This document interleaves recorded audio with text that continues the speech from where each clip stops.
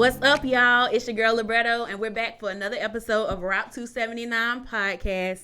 And today we are in for a treat, y'all. We are in for a treat. So much history at this table. We don't have time to tell it all, but I'm going to just give y'all a brief introduction of my dear friend. So today, you guys, we are joined by a host, a photographer, an entrepreneur, and community advocate known for bringing energy wherever he goes. From commanding the room as a host, where you might hear his signature, now, to capturing life's biggest moments through photography. He's built a reputation around creating experiences and preserving memories. Beyond the mic and the camera, he also deeply involved in community work and continues to expand his brand through music, events, initiatives, and his Fogg the Brand clothing line. Let's welcome none other than Fogg the Brand. What's up? Thank you. Y'all. What's up? Humbled. I love that. I like that. I need you to send that to me. I need to send that to other people. I need to send that to other people. That's my bio from now on. We got it written down. I love it. We're gonna give you your flowers. Very humble. You guys, when I say history, I mean history. Shoot. We are looking at 20 years of friendship right here. This is my guy. I'm so proud of him. But we're going to take it back for those who don't know you, okay? Oh, Lord. So, where did the name Fogg the Brand come from, first of all? And at what point did you realize it was more than just a name, it was a brand? Honestly, so when I wanted to start my clothing line. We've been hosting a little bit, and I just used my name, Fogg. I didn't want to come up with another name. It's like Fogg. That's what everybody called me. So they made it simple. But when I was trying to do my clothing brand, I was trying to come up with all these other names. And I was like, I don't know what I came up with. Now it's been so long. But I was trying to come up with all these other names. And I ran it by my mama. And I was like, yeah, I want to use something besides Fogg because ain't nobody going to buy nothing that say Fogg on it. Nobody, And so she was like, why not? She was like, well, Ralph Lauren put his name on it, they buy that. Tommy Hilfiger put their name on it, they buy that. All the other, and she started naming other ones. I was like, that's all I need to hear. Say no more. I'm going to put my name on a shirt. And you see if people going to buy it. And they did. And it really was successful. When it was peaking, it was going good. But I started putting Fogg the Brand with everything because I was just like, what can I do? I don't want to just do Fogg. I was like, Fogg the Brand. I am the brand. That is me. So I was like, I am the brand.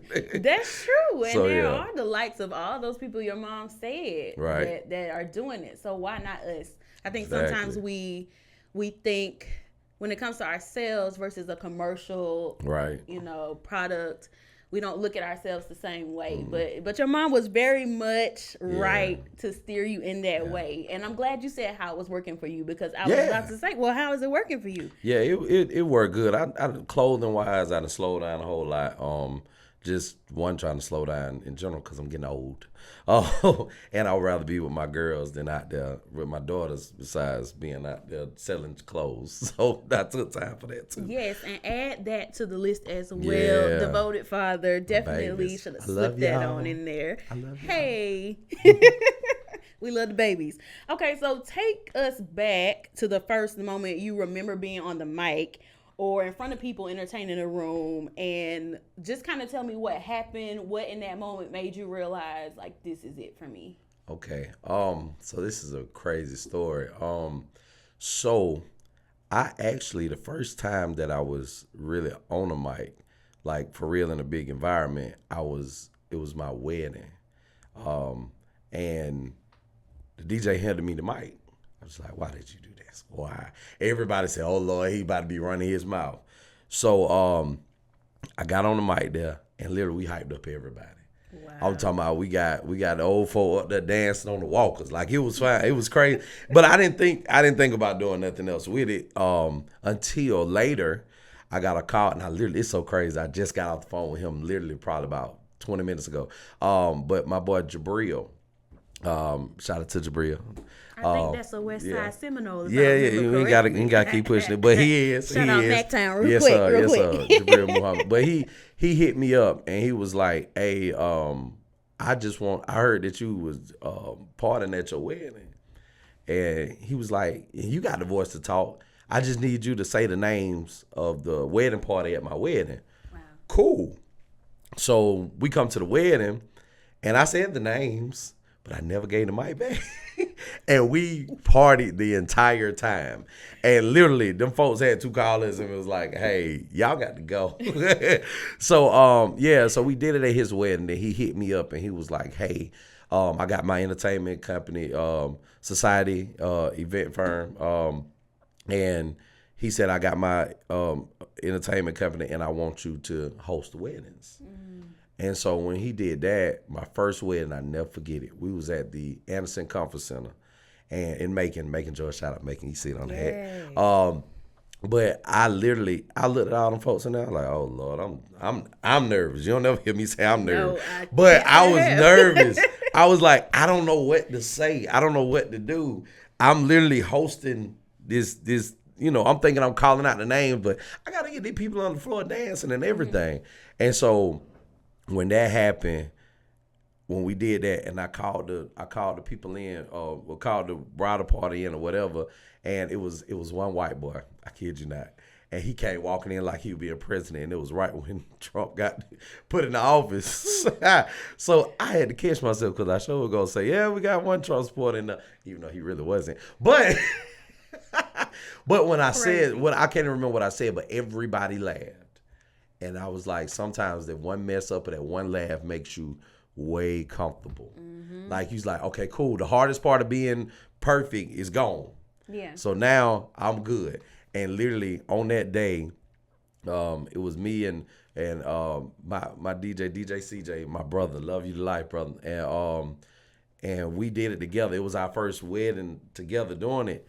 And business just shot up after that. Wow. Everything was great after that. And I mean, we go from, at one point in time, it was like almost 20 weddings a year. Wow. That we was doing. So yeah, so that's how I got big. So that's crazy. And first of all, hijacking the mic is crazy. Yeah. But A Star Is Born. Yeah, there you go. So it was for a good reason. That's right. It was for a good cause.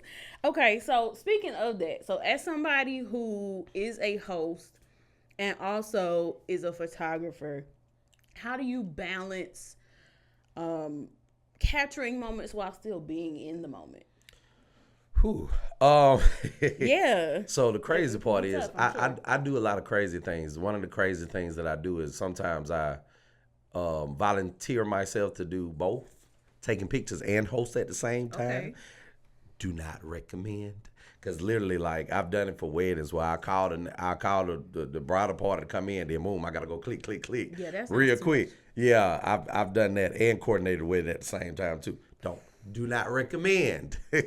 But you still have to have a professional mindset.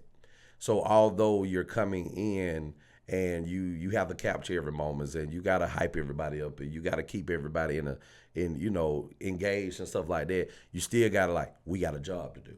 Mm-hmm. So if your mindset stays in that, we got a job to do. I can have all the fun I want. I can do everything that I want to do, but in the same instant, I gotta capture this. I gotta get this. I gotta make sure these people over here do this. I gotta make sure that we get to point this out. So you gotta have your agenda or itinerary stuck in your head, and make sure that you push that out, because you're there for a service. Yeah. You're there for whatever you do, even if from the club to a wedding to whatever, you're still there for a service. Yeah. So you got to make sure that you keep that in mind when you do all this stuff. So. And that kind of sounds like the answer to what I was about to ask you next, because that can seem like such a fun thing to do. So I was gonna say well, what's the hard part people might not realize, but it sounds like scheduling. Yeah, all that. A big part of it. But I mean, like I said, it depends. Like hosting wise, a lot of people will look at hosting as somebody just. I look at it as something bigger than what most people do. They're thinking, okay, cool, somebody get on the mic and make people twerk. I said, nah, it's a little bit more than that. Because you're going to have events where they don't twerk. You're going to have events where you got a 70-year-old party and you got to host it up. Mm-hmm. And, of course, you're not going to have all that going on. So how do you do it? literally going into every event, even clubs event, you check out, you see what kind of crowds you got. You see what kind of vibes they on. You pay attention to the birthdays because they are very important. Because one thing I do a lot is when I first walk in the door, I walk around first. Hosting. I walk around first, I greet everybody. Why I do that, I want to know who birthday is today, who birthday we celebrating. You know what I'm saying? If some people, and literally, you believe it or not, we counselors too. Real hosts, we counselors too. They be coming to man, I just had a long day, and this is that. I need you to get me right here. My baby mama did this, my baby dad did this, he ain't nothing, blah, blah. You hear everything. Just walking around saying, hey, how y'all doing? I ran into it. But no, I try to make sure that, because how I look at it is your job is to entertain. Your job is to put smiles on frowns. You know what I'm saying? Your job is to, hype up somebody's day. Because I always look at the bigger picture. And the bigger picture sometimes is you got that one girl that nobody say happy birthday to her. Nobody. Yeah. She walked in there, didn't want to come, but she had that one friend that said, let's come on out. Let's grab one drink. Let's, just hang out for a little bit, and then you can go home. You know what I'm saying? Nobody told them happy birthday. The people that were supposed to remember, they forgot. This is that and the third. And you go out there and you say their name on the mic and tell them happy birthday. When I tell you something, you see them smiling. That's what I do it for. It ain't for the clout per se. I hate that word, but it ain't for the clout. It ain't for the, everybody loving you. Granted, it's a lot of perks that come with it, but in the same instant, it's a lot of hell that can come with it too. Oh, you talking to everybody. Hide. Yeah, you can't hide. Everybody knows you from that one thing they went to. You can't. Exactly. And so, like I said, it's a blessing because I walk in the door hosting while I walk in the door. Oh, the party about to get started. We get going. And I am humbled every single time. Believe it or not, people like, oh, you just like that. Because I'm really humbled for real when people do that. And I love it. I was like, thank you, God, for blessing me with this gift in order to make people put smiles on people's faces. So I really do. As in photography, Lord Jesus, that there, everybody want their picture. Everybody want it now. Everybody want it a certain way. Everybody want a certain light. They want to post this now. I'm like, you really think I done took 200 and this many pictures? I'm going to give your picture right here tomorrow. Yeah, they blowing up your phone, this, that, and the third. It's a lot of, hosting is today's work. Photography is tomorrow and the next week or so work. So it's just like when I put that mic down for the night, I'm done. I ain't got to talk to you no more. When I put that camera up, you got to bring the computer out, got to go edit, got to go do this, make sure they ain't got this on their face, this on their shirt, this on it's a lot. So do you have a preference between the two? Like, do you have a favorite? They say both. I don't have a favorite child. Do you have a preference between the two? It depends on the situation. Okay. It depends on where you are. Like I said, I don't mind. I love taking pictures. I love capturing those moments. I love prom. I'm not a fan of because they want their pictures in like 5 minutes. But outside of that, I take some really good prom pictures. Book me. But Fogg the Brand. Just go. But anyways, it just depends on situations. Some situations I'd rather just take pictures instead of be on the mic. I take my pictures. You can take pictures sometime 30 minutes and you're done. Yeah. You hosting, you got to be there till they done. And you be like, I'm ready to go. You come in, snap. All right, cool, man. It's so great to see y'all. I appreciate y'all. See y'all later. And be done. So like I said, it depends. Depends on the mood, depends on the situation. So it's really not a favorite. So what's the most unique event that you've done? Either hosting or photography? Unique event. Or just a experience that was like, whoa, like what was that? Right. So I did a wedding. And literally, I had somebody doing videography, and I was supposed to do photography. And we had this big time Atlanta planner that was supposed to be just amazing.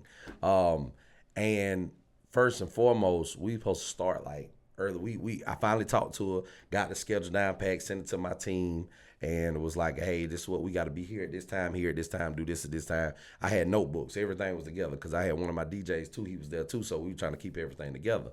But when I tell you, we got there I think they had an Airbnb. We got there at 8:30. They were asleep. Some of the guys weren't even there. We were taking pictures of the guys. Some of them weren't even there. And so we sit up there at 8:30. We getting up. You know what I'm saying? I had to work an event the day before. You try to rest the day before, but sometimes it don't work like that. But we up here, we ready. Y'all ain't even up. Ain't even got your hair cut. And we supposed to be taking pictures of you putting on your clothes. Because we had to be at the venue to take picture of the ladies at 10 o'clock. So we come in there, y'all ain't even ready until 9:45. Long night. 9:45. So we finally go snap our pictures, try to do a little videos and stuff. And we taking pictures of the haircut because we just like, we just sitting here. The guys weren't getting dressed and wasn't nothing. So then we rush over to the venue and they ain't even done the bride hair. So we ain't got the makeup done, the hair ain't done. I mean, it was a lot. It was a lot going on. And it was just like, you know, the planner was rushing me on certain stuff, but she wasn't even there on time. She was behind. Wow. So luckily, I had a team. I have a team of these two wonderful ladies, Rachel and Sophie. I love y'all, and they came in and they helped out a lot during the planning part. They did all my poses. I didn't even have to come up with a pose. Wow. And on top of that, this is how much I love them. I really do. And because like stuff happened with, you know, wardrobe malfunctions. You know, as a guy, you know, I want to say, maybe your titty popped out, baby. I need you to slide. Because some people take that offensive. Like, why you looking at me? Why you doing that? Granted, by the grace of God, I've never had that issue. I'm so glad. But I'm always scared about the issue. But them, they fixed all that. Wow. They had a little soak kit in the pocket that they went ahead and fixed it. So I was like, thank you. But it was so much that we had to do picture-wise, video-wise. The wedding was outside at 2 o'clock. So we got everything is harsh. Melting. It's harsh. Now it was, I mean, the weather was good. The weather was good because it was in October. So the weather was good. But it was just like, bro, these pictures gonna be harsh because the sun is like beaming right here. So we trying to figure out angles. We trying to figure out, okay, cool, you record over here, I take pictures over here. Let's rotate. Boom. It was a lot. And then even taking pictures for the like after the wedding, while they doing the cocktail hour, people didn't want to move from where I'm taking pictures. So I got my umbrellas and soft boxes out there. They standing right there abundant. I'm scared they gonna knock down my light. Oh God. And then the decor people, even though I love them to life as well, but they put all their stuff in front of my stuff. So they got to move their stuff over me to get my stuff. It was a lot. And we were supposed to be doing, I had the schedule going from 8:30 to like 4:30, 5 o'clock. And you give or take some time. We didn't leave till 9. Everything was pushed back. Nice. We didn't leave till 9. And it was just so much stuff like that they tried to get on their own. I mean, the planner and everybody else they trying to do. And it was one thing that they told me, and this the hosting part because I did both of them. But switch over to the hosting part. She was like, well, tell the guy that caught the bouquet, the girl that caught the bouquet and the guy that caught the garter, tell the guy to put the garter on the girl that caught the bouquet. I was like, oh, no, baby, no. I said, this guy is in here with his girl. Oh, yeah. That's I ain't about to tell her to do that. And she already was mad. I ain't about to do that. I ain't about to get fussed at. So we ended up doing a dance contest instead because she just had to have something to happen. So we did a dance contest instead. And the girl did the dancing, right? 20 seconds, 30 seconds, fine. But here go the guy. He got to sing to a girl. He and the dog guy. So him and his girl done got together and got a mic in between them singing Love by Music Soul Child out of key. It was out of key. Drove me crazy. But I'm like, this ain't your wedding. This ain't your wedding. So why are you doing this? They singing it together. Love off key. Oh, Lord. I don't even want to talk about it. But yes, that's what's my. Yeah. That sounds like a very epic day. Yes. I'm tired and I wasn't there. Yes. I didn't do nothing for 2 weeks. My back was hurting, leg was hurting, toe was hurting. Do nothing for 2 weeks. Dang. So, yeah. You out of commission for 2 weeks? 2 weeks. I ain't do nothing. Your nerves is bad. Yes, sir. So you're also very into in your aspects of photography and hosting into the community, and that involvement seems to be very central to what you do. So what made that a priority for you as your brand grew? One of my friends, D-Sto Moore, great photographer in Macon. Shout out my boy D-Sto. But D-Sto, he says this one statement all the time: each one teach one. So it's just like, hey man, if you got an opportunity to teach somebody something, you go do it. You got an opportunity to put a little nugget in people's ears, go do it. What they do with it, how they deal with it, that's on them. But you doing your job is to help build other people. So many selfish people out here that you'll know something, you don't want to spread it. So community wise for me, I was like, you know what? I know a lot. And what I don't know, I know somebody who does. Right. So why not connect? Because I have the resources and I know the people. Because I'm out there, everybody know. And they come to all of my events. They in the school system, this, that, and the third, and the coach, everything. So it's just like, I got the people I know, and I got the resources that everybody can eat. Everybody can eat. You know what I'm saying? You know, granted, how I look at it, I look at the bigger picture. If you ate, that means I'm eating going full. Right. You know what I'm saying? I'm glad, and this is one big thing, and I truly mean this. Like when you do good, man, I'm excited. I feel like I did. And I ain't do nothing but show my face. You know what I'm saying?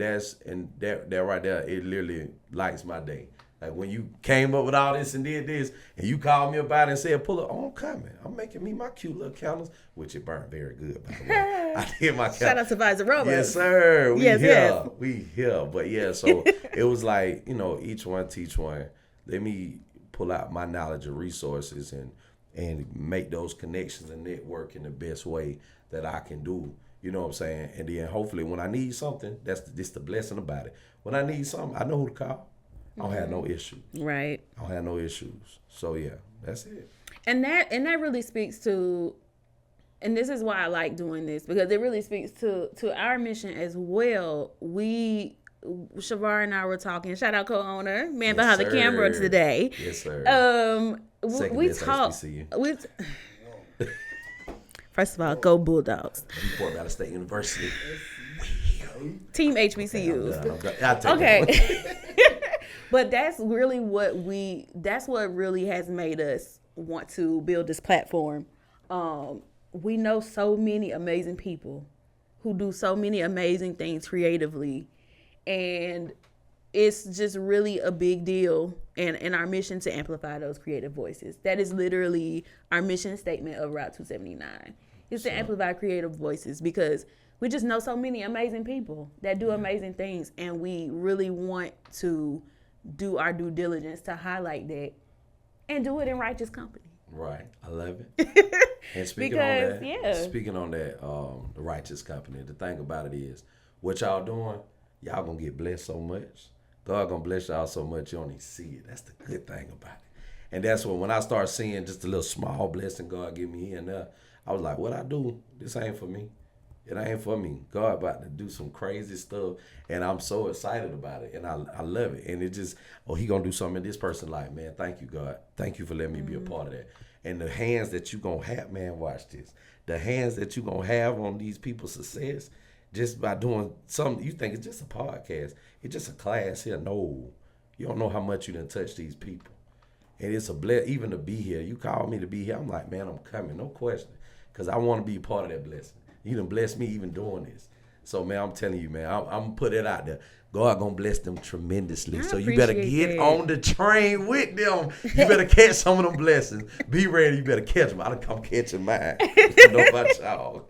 We definitely appreciate that because really, that's really what it's all about for us. And so, speaking to that with respect to you, when people experience a Fogg the Brand event or see your work, what do you want them to feel or remember the most?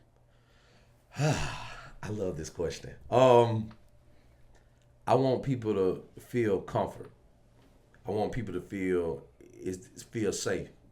When I'm doing a photo shoot, the first thing they be like, I don't know what to do. I don't know what to pose. You know, I said, look, we just here to have a good time. Mm-hmm. We just here to have a good time. It's an entertainment. And that's why I said I'm part of entertainment. Kid and Play Entertainment. Y'all check me out. That's my entertainment company. Y'all got it. But seriously, it's just like everything that I do, I want to walk out and knowing that I could at least touch one person in some form of fashion. And I know this sounds so cliche. It really do. But in the same instant, this is really what it is. Mm-hmm. This is really what I do. You know what I'm saying? So I want coming out of every one of them, I want people to feel that safe. That I want people to feel comfortable. I want people to feel like they can just sit down. Okay, Fogg, take my picture. Whatever you need me to do, I'm good. Mm-hmm. You ain't worrying about nothing else. Fogg, come to my event. Oh, man, I ain't got to worry about nothing. And I love to hear that from the people that book me. One of my close friends that I work with a lot, Katrina, 616 owner. Y'all check out 616 if you in Ronald Robbins. I'm telling you, Sweet 616 is awesome. But she come up, she like, Fogg, I ain't about to tell you to do nothing. I'm going to tell you what I want, and I know you got me. Mm-hmm. And don't act, but it's the fact that she feels comfortable with saying that. Yes. It makes me feel amazing because I'm just like, y'all really trust me that much? Yes. And I love that. I love being in those places that people feel, they feel comfortable. You know what I'm saying? And if I don't feel comfortable, if I feel like I can't give you that comfort, I will back out. I have no issue. You talk about me, y'all. You want? I said, this ain't for me. It's cool. Because everything ain't. But amen. and you work to a certain. I was talking to my cousin about this. Shout out to Cinema Sultan.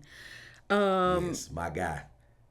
You get to a point where you've put in the work. Yeah. Right? You've paid your dues.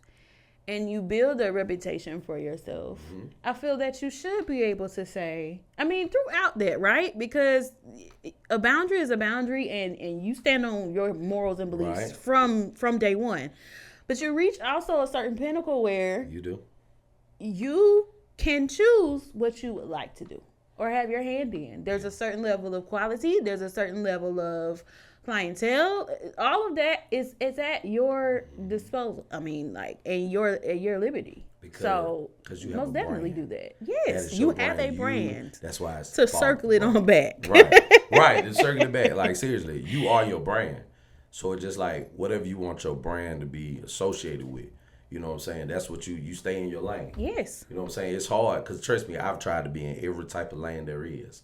But you start seeing, yeah, this ain't for me. It's cool. I like it. I'll help you in whatever way that I can, you know, but this ain't me. Mm-hmm. I can't do this. And you have to stay in that lane to make sure that your brand is a good name because there's so many brands out here that's not good.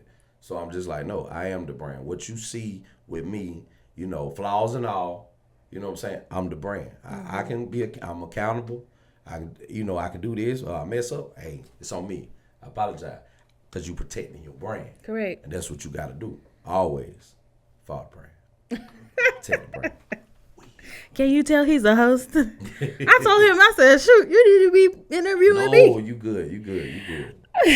So speaking of kind of diving into other things, you kind of started to get into that. So you've expanded into so many other ventures to include clothing as well as music. And for those who may not know, like, you are even a musician yourself. I know that you don't necessarily play to those strengths right now, but my boy can do a little 1-2 on a couple of instruments.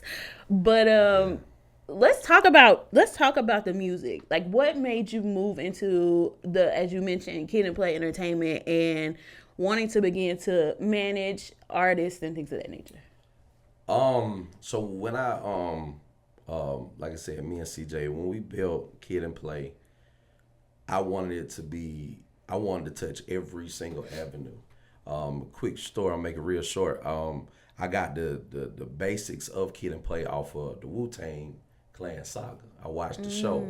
And so in the show, what happened, I'll make it real short.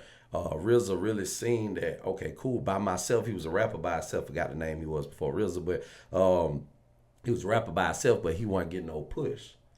But when he brought them all together, he saw that it grew, it came big, you know. But at the end, he allowed everybody to go off and do their own things. Right. He allowed them to learn to do it. You know what I'm saying? He made it, I think it was like 5 Year Country, but anyway, he made it to where during this time you can grow in other places. And then I went from that to BMF. I watched my series. What happened with BMF was, you know, Meech ended up moving out to Atlanta because he said, I got pipelines to all these different interstates and avenues to, you know, do the drug game. Granted, it's nothing with drugs. So I did the same thing with Kid and Play. So I was just like, okay, cool. Me and CJ, we were killing the game. We were doing good. We getting all these events. But we can't be in but one place at one time. Yeah. So how can we make this to where we can be at 8 places at one time. We expand. We bring on DJs at first that nobody really, some people knew them, but it wasn't like it was big at first. To now, it's just like, oh, you see one of their names, you know what kind of, you know we gonna have a good time. You know what I'm saying? And I be shouting out all night if I sit and shout everybody else out. But I love y'all. Y'all already know it. And so we started expanding doing that way. And then I start being around music because, of course, like you said, I'm a musician. So I love music and I deal with a lot of singers and stuff like this. And so it's just like, let's get in that avenue. That's a whole different world, baby. It is. That's a whole different world. That is not for the weak. It's not. It's not. Music is not for the weak. Because it's a lot of time. It's a lot of getting it together. It's a lot of people trying to, mess with your money, don't want to do right. It's a lot of mess. And so I just want to do it right. Now, my first kind of go around of, managing, it went great at first. It kind of went down a little bit, mainly my fault, but it was a lot of learning experiences. And now I'm kind of forced. I'm laughing, but I'm kind of forced into kind of getting back into it. I say consulting and not managing, but it's just the fact that I know when I go in that studio, and this is not me being cocky. This is just me knowing me. I know when I go in that studio, I know what I hear. I know I can come tell you, that ain't your sound. Oh, boom, let's try to work this out. Yeah, let's do it. You know what I'm saying? And so that's why I'm doing, like, even me having an album out. Everybody like, you can sing, you can rap. I said I could, but I don't want to do that. So that's why my album is more like a DJ Khaled album. What I get to kind of do, what I've been doing as in each one teach one. You're a curator. You get people coming on. You doing this song. This is what I want the song to be about. This is what I want this to be about. Boom, you go and rap it. And then you can use this song for your own stuff. I'm fine with that. I ain't trying to hold this stuff in. But this is what I want to build. So getting into this music world, you talking about from getting the band together, from getting the right singers to getting the background singers to getting lights together, to booking. I'm talking about booking, somebody working the door, getting the flyers out, Eventbrite out, getting all this stuff out just for an hour and 30-minute concert. You know what I'm saying? Practices, all that, getting it together. And, for me, I'm so hands-on. Like, I made the flyer. I took the pictures. You know what I'm saying? I booked the event. I got to go to the rehearsals. You know what I'm saying? It's a lot. But it's just, when you hear it, oh, my gosh, it's great. It's good. It's good. So I like that part. Yeah, and I think people underestimate the power of a good curator. Yeah. It's necessary. It is. As see one, it's necessary. Everybody can't create a vibe. Right. And so, yeah, it's a lot. And then I end up getting to host the event. So, so it makes everything together, And I make sure that, we have concerts where I like to throw concerts. We got multiple artists. Make sure that they come out and, pull out your stuff. Make sure you tell people your socials. Make sure you put things out there. And any artist that's ever worked with me, ever done anything with me, what I always say is content, content, content, content. I don't care if you on there for 5 seconds singing a note and you say to a rapping a note and a tune or putting some words behind it, whatever the case may be. If people see you, they going to want to hear exposure. you. They going to want to hear you. They see you. They might just get tired of seeing you and go pay attention to what you got going on. And so that's why you got to continue to do different type of content. No content is bad content. You know what I'm saying? As long as you ain't doing nothing crazy. But no content is bad content. Make it to where I want to go to your page. Make it to where I want to go to your music. I want to see what your music talking about. Is it really what he talking about on Facebook and him? You know what I'm saying? So whatever the case may be. So yeah, I like it, but it's a lot of work. And the biggest issue, and I don't know if it's one of your questions, I'm going to answer it even if it is. But the biggest issue is people they ain't trying to work. I told y'all he's the host. They ain't trying to work for real. I'm just saying, yeah, you're right. But they not trying to work for real. If you ain't trying to work, don't waste my time. You know what I'm saying? Because I got other stuff I can do. I got my girls I can be spending time with. Like, that's how I look at it. If you coming in to work, let work. Yeah. You know what I'm saying? I'm going to put you, like I said before, we're going to put you with the right people. Yeah. But if you going to go to these people and waste their time and waste my time, these people going to look at me every time I bring them artists. Nah, Fogg, I can't fool with you. Nah, I don't need that. Because I got people, you know what I'm saying, that that ready to work. Yeah. And they put the time, they put the money, they put everything in. It's their dreams. That's what they want to do. Yeah. So, yeah. But I mean, ask No, and you're answer good. your It's question. a conversation. I know, I'm messing with So in that same vein, we are gonna have the pleasure of having one of your artists, sir. John Raphael, for our Route 279 mic drop experience for today's episode. And so let's speak about him a little bit. Like, how did you guys get an acquaintance? Tell us a little bit about his background. So, and I really was thinking about this. I figured you were gonna ask this question. I really was thinking about it. But I think we met when he was bartending or something. Oh. We bartended. He's a great bartender too. The boy can bartend, make some drinks. But we were, I think he was bartending somewhere, and Jess Monet, shout out Jess Monet. She was like, we were getting ready to sing. I would have an event for my mama for her 60th birthday. Shout out to mama. Hey mama, mama, I love you. I love you too, Dad. I ain't forgot about you, Dad. But we were having an event for my mama, and so she was the artist singing, and so I was like, we need some background, and then we picked John. I said, John can sing it. I've heard him sing, but it was just kind of like karaoke type thing. Mm-hmm. We heard it at Serenity again. Shout out to Serenity Entertainment Complex, Make a Charge, and I love you, bro. Anyway, I'm shouting out all my making people, all my making people. I love y'all. Shout them all out. But yeah, so he got John saying, I'm listening to John like, John, you might know something. You might can sing for real, for real. I mean, he did it. I mean, you know, when you're doing stuff for your parents that you actually like and love, in my case, it meant everything for John to come out there. Ain't asked for nothing. He just wanted to sing. That's how he wanted to do. He wanted to sing. And you hear John come sing karaoke here, karaoke that, is that, and the third. And so he came up and he was like, I'm ready to do this for real. And so he called Crad. Shout out to Crad / J Miles / Deontay / all your names that you got. That's my guy, producer, everything, man. Hit class. Yeah. Anyways, but he called Crad. He said, I'm ready to work. So he went out there and they did his single, Worth the Pain. And when I heard the single, I was like, because we've been working with it, but when I just like really just listened to the whole thing, and I'm like, man, bruh, you got something. That's a good record. I can't wait for you guys to hear it. It's good. I mean, but when he did that, I was like, you ready? You ready? And he in the studio. We in the studio 9:00 in the morning on Saturday. You know, that's early on a Saturday. And you know, he drive trucks, so he tired all through the week. And then you come in on the Saturday, early morning, we getting it in. We working these hours and let go. You know what I'm saying? And I always mess with him. I said, you work with the wrong person, because me, I'm going to keep you moving. I'm going to keep you moving. Hey, man, you need to go sing right here. Hey, I know this seems like a small event, but I need you to get your voice out there. Work all the rooms. Yeah, I want to be in every. I want to be in every room. I want to be in everybody in my pocket. I want to be that person. So you know me, every door I walk in. Oh, Fogg, hey, Fogg, what's it? That's me. So the same thing, I want that for him. You know what I'm saying? So, because, I mean, overall, forget the singer. That man a great person. And you talking about somebody that had your back for real. You know what I'm saying? Don't let nobody talk bad about me. You know what I'm saying? And it just like, he always say, you my brother. You always been genuine with day one. I said, bro, you been the same way. Okay, I crazy look.